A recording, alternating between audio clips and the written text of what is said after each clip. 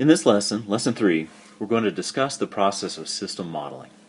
Developing a model of the dynamic system is an important early step to help us organize all of these pieces that we have to juggle and handle throughout our dynamic analysis. A system model takes what can be a complex topic and represents each part of the system with a simplified element. So the complexity of the system model will often be driven by the questions that we're answering with our analysis.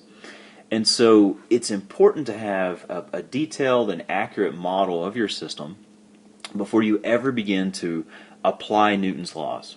And I've said this before, we want to be very systematic about how we approach this, and this is one of the early tools that we use. So a simple step-by-step is simply sketch the system. When we sketch a system, it helps us understand exactly how the system is moving because we're going to do it part by part. Then we identify the reference frame or reference frames because we will have problems in which we have multiple reference frames. Step number 3 is annotate the direction of gravity. This is actually very important because you need to put this into one of the reference frames. Then we identify the coordinates that we need to fully describe the motion. And then finally, create free body diagrams of each component within the system that has mass. Alright, so what we're going to do is we're going to take this through step by step in a Flyball Governor, which was in the reading, and then we're going to apply our first force model, which is going to be a Coulomb Friction model, at the end of this lesson. Let's take a look at this Flyball Governor. If you don't know what a Flyball Governor is, or how they work, then stop right now and check out the videos of the Flyball Governors that are in the playlist on our YouTube page before we continue. So the Flyball Governor is a classic example of a feedback control system. And these were applied to steam engines that were used in factories, machine shops, and the whole point of this is that it allowed the engine to maintain a constant speed of a drive shaft that came out of the steam engine. So you can imagine if you've taken the machine shop course here at DU, then you know how important it is to control your speed or the rotational speed of your tooling, for instance. And so these governors were designed so that if the speed increased, a valve on the throttle would close, which reduces the amount of speed available to drive the output, and vice versa. If the shaft slows down, then the throttle valve opens and allows more speed to enter.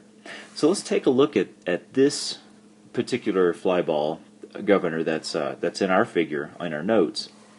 And you can see that it's being driven right here on the bottom. That's what's turning this rotational shaft.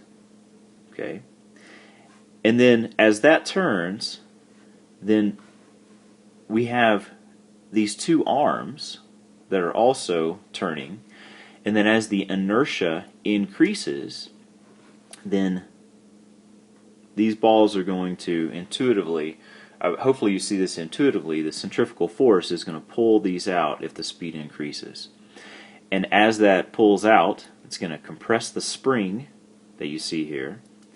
And then that's connected to this collar, which is on a lever that is then attached to the valve. Okay? And so what's driving this entire piece is going to be this wheel. And that's what we're calling it's a flywheel that's connected to what would be our drive shaft or the output of this engine.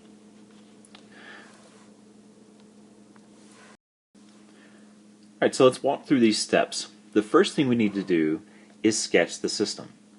And to sketch the system, we simply need to draw the different parts. So how we're going to do this is we'll start with the shaft. So we'll call this our sketch.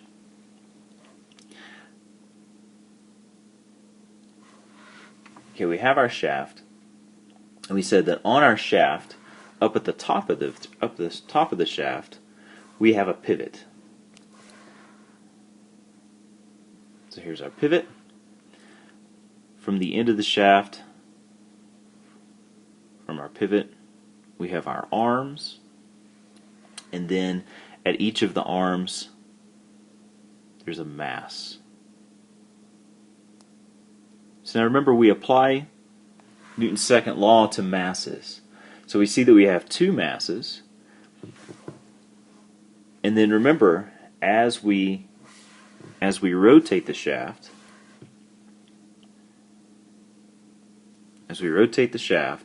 then those masses are going to pivot at that point at the top of the shaft.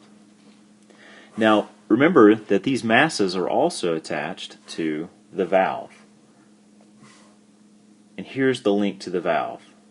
If you look on our drawing, and it's that valve that moves up and down.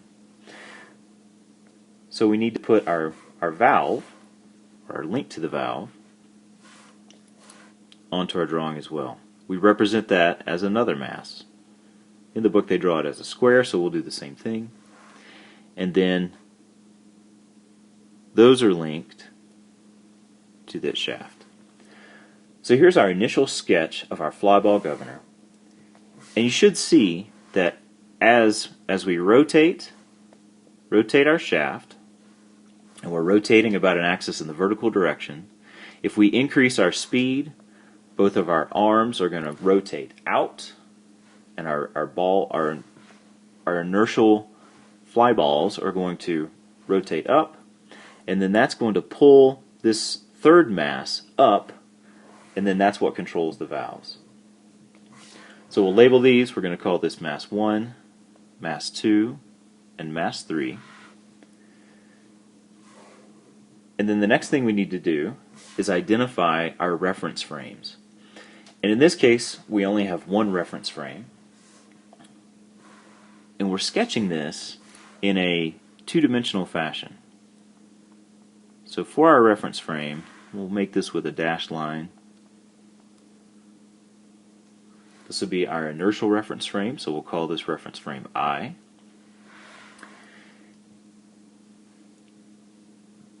And then time to annotate the direction of gravity.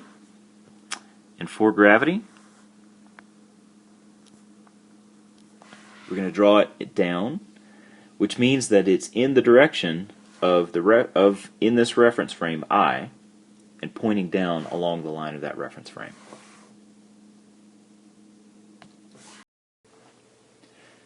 Now let's take a look at identifying all the coordinates that we need to fully describe this motion.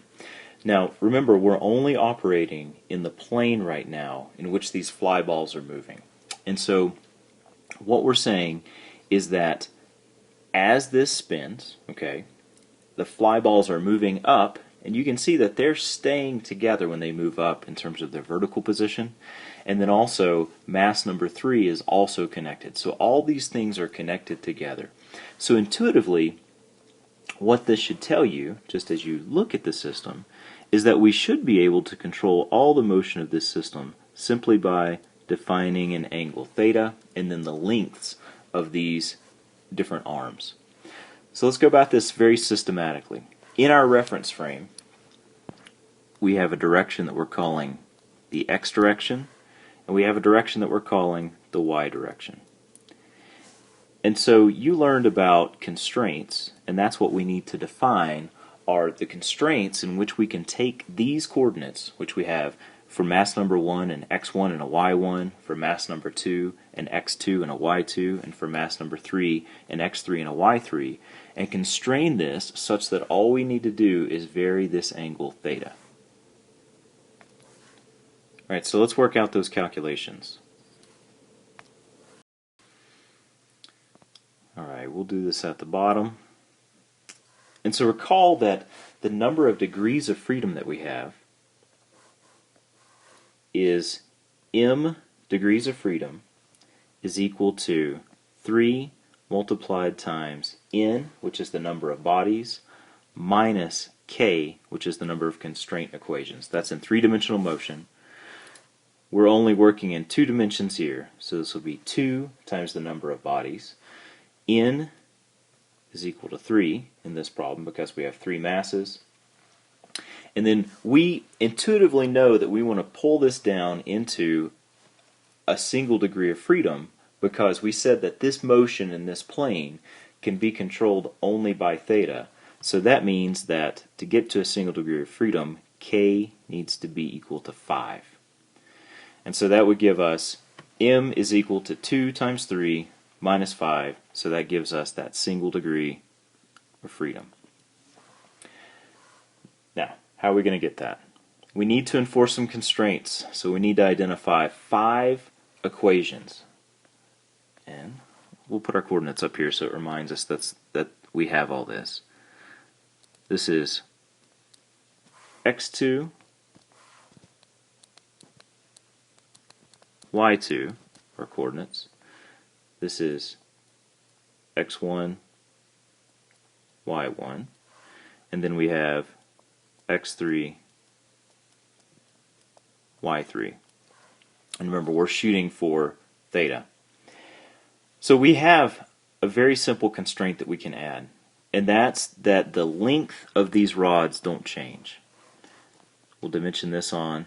We're going to say that the length of all the rods is length L. And so if the length of all the rods are length L, then that means that we can then get our coordinates in terms of those lengths.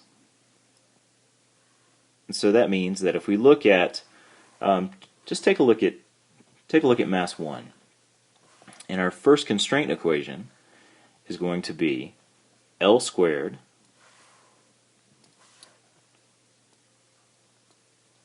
is equal to x1 squared plus y1 squared. You can recognize that from the Pythagorean theorem. And so that defines this triangle right here. Well, we can do the same with all the rest of these. So let's do that. So our other constraint, going to the mass number 2, is going to be L squared is equal to x2 squared plus y2 squared. Now we have 2 more constraints on the lengths of the rods that we can add. We have the constraints from mass 2 to mass 3, and also from mass 1 to mass 3. So if we add those on, keeping the same length, it's L squared is equal to, and this will be x3 minus x1 squared, because these are relative, plus y3 minus y1 squared, and then L squared is equal to x3 minus x2 quantity squared plus y3 minus y1 quantity squared. So that gives us 4 constraint equations that are keeping this mechanism as a 4-bar mechanism. And so we're linking this to theta now. Okay, we've reduced our degrees of freedom because x1 is equal to L sine theta, x2 is equal to L cosine theta, and then, oh, sorry, that's y2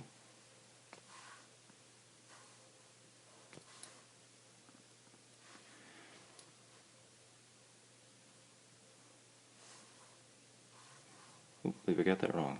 Let's see here. Let's draw this again. x1 is equal to L sine theta.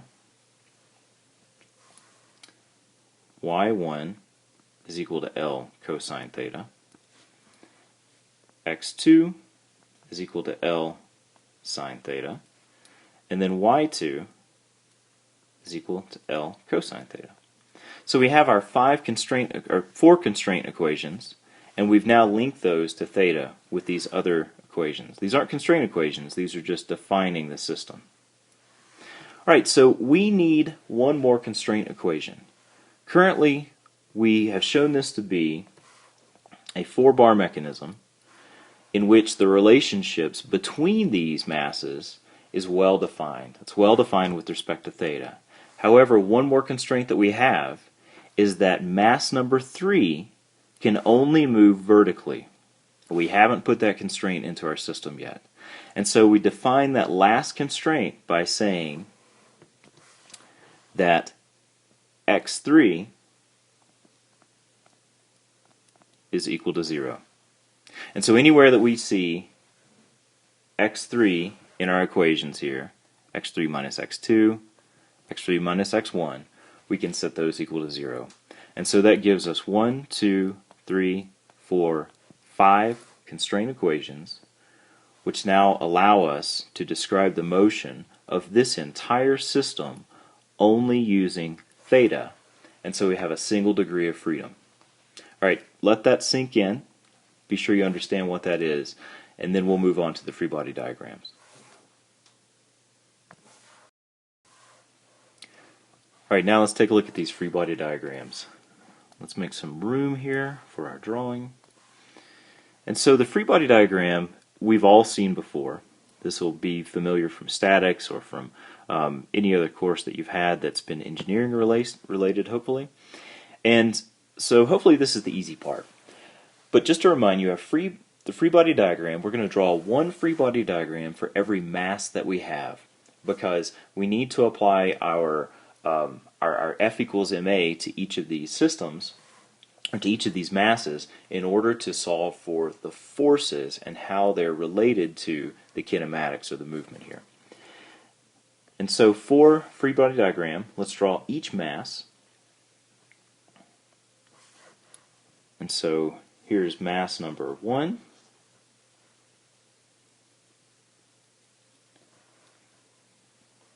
And mass number 2. And we'll have mass number 3. We'll organize them like this. And then we'll put our forces on in red. So on mass number 1, we should recognize that on all of our masses, we have the mass, we have the force due to gravity that's acting on the mass. So this will be m1 multiplied times g. That's going to be in the same direction as our gravity vector, gravity direction. So we'll put this on each of them. So mass number 1, there's mass number 2, the g, and then mass number 3, g. And then we also have the tensions in each of these links. Okay, now recall from statics that if you have pinned links, and then in these pinned links, the forces only go the direction of the links. So we'll call this direction T1 along that link. This will be T2 along that length. Okay, now that could be in compression or tension. We're just putting a T there as a general nomenclature. And then we need to have equal and opposite reactions in each of these directions. So that means we need to have a T2 here. Right? Now we're not concerned with the pin up at the top of this system, simply because there's no mass there. So if there's no mass there, we don't need to draw a free body diagram. Now this is different than what we did in statics, where we drew free body diagrams of everything. Now this is a symmetric system, so we anticipate that the forces are also going to be symmetric.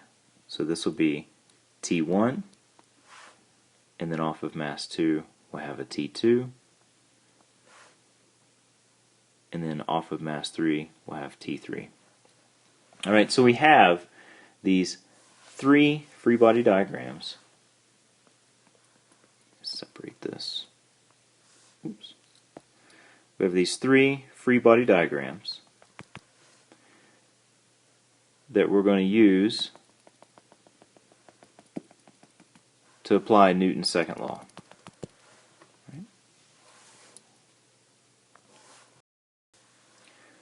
Alright, let's apply this concept to a simple model, or a simple system rather, that has 1 degree of freedom, which is going to be a point mass sliding on a horizontal surface that encounters Coulomb friction. So what we have here is we're going to draw it as a box, but we have a box, or this point mass, and it's going to be given an initial speed and an initial position. Okay, those are our boundary conditions that we've worked with before. And then the only force that's acting on this is going to be friction. Step number 1, let's sketch the system. We said we're going to draw this as a box. That's how we've looked at this in statics and other courses. And so it's a box that has a mass m, and then we need to identify the reference frames. In this case we have one reference frame,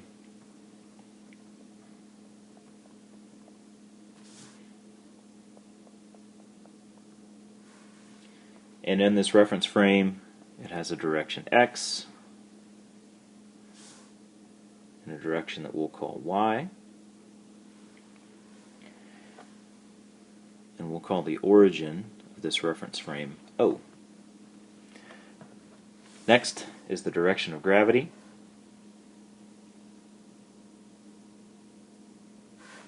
Gravity is in the opposite direction of what we called y in this. And now for our coordinates. So this box doesn't lose contact with the ground or with this x-axis.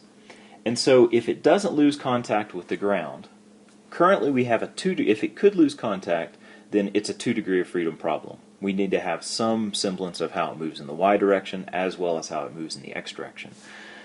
So to apply the constraint in which it doesn't lose contact with the ground, the constraint equation is y is equal to 0. It never changes. And so the coordinates that we'll use is we'll call this x as the position of the box, and then x dot being the speed of the box. All right, now let's move to a free body diagram of our box. And on this free body diagram, we draw our box. We need to put all of our known forces that are here. Now we can do the easy ones because we have the mass of the box, which we said is m, so that means the force due to gravity is mg. And then we also have the constraint, y is equal to 0. Remember that a constraint is always due to a force. And in this case, our constraint is going to keep the box from falling through the floor, and that's our normal force. That's going to be perpendicular to the edge of the box. Alright, so what do we do with this friction force? Well, this is an interesting question. We're going to deviate a little bit from how the book addresses this. Now, the model of the friction force that we're using is a model of Coulomb friction. And so when something is moving, there's a constant force that's proportional to the normal force, and this force is in the perpendicular direction of the normal force. But it begs the question on our free body diagram of which direction are we going to draw this force. And in our model of Coulomb friction, we're always going to draw the force in the positive direction of the motion. So I'll call this FF for the friction force. And our model looks like this. Our friction force is equal to negative mu c, that's for Coulomb friction, multiplied times the normal force, okay, which is expected. But we need to add one more thing, and that's connecting this to the direction of movement relative to the point at which it's in contact. And here's how we do it. We're going to multiply that times a ratio, and that's going to be x dot REL for the relative speed, and then we're going to divide that by the absolute value of the x dot REL.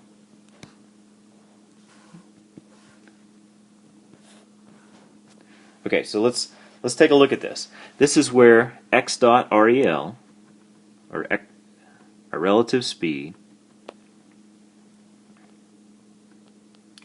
is equal to x dot, which we've defined as the speed of our mass, minus x dot c. And x dot c is the speed of the point of contact.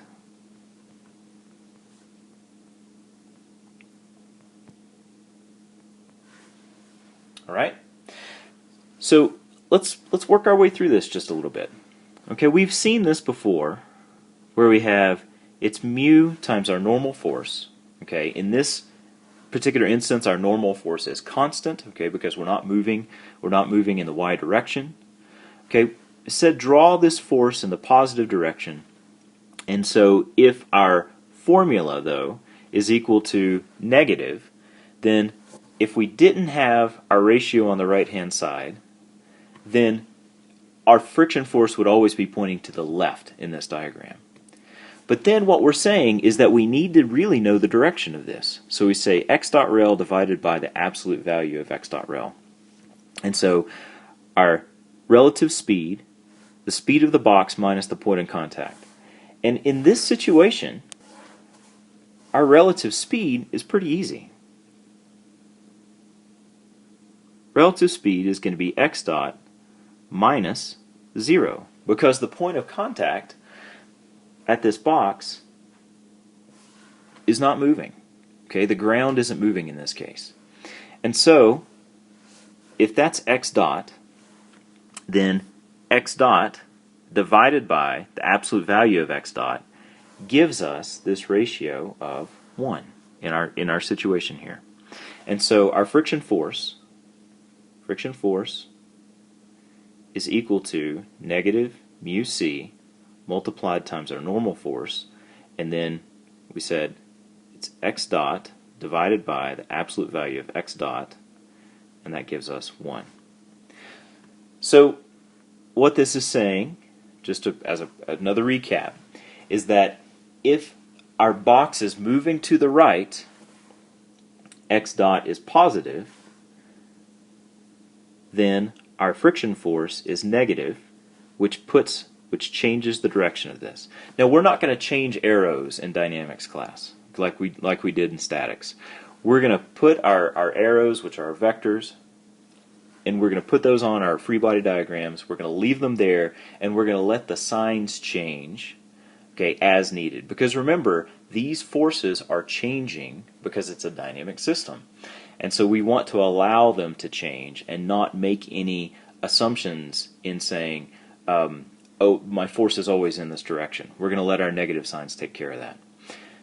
Now if we look at this system, okay, we're still fine in terms of our direction of our friction force, because if x dot is negative, meaning that our box is moving to the left, then this ratio is going to be a negative number divided by a positive number, which is then going to make the sign change, and then, so if it's moving to the left, then f sub f is going to be a positive value.